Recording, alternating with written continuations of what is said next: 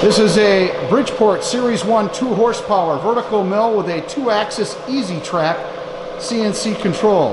Right now we're running the power Quill feed, which is working. You can see the Z-axis readout for that.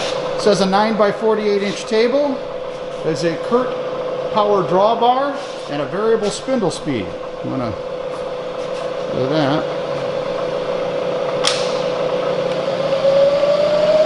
Working variable spindle speed, pretty quiet. Okay.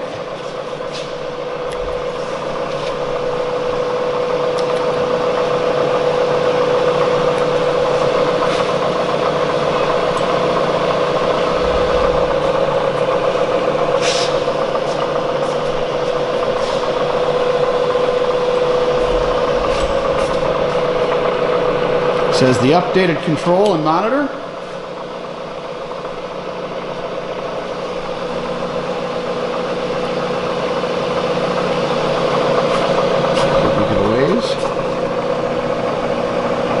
Home ways.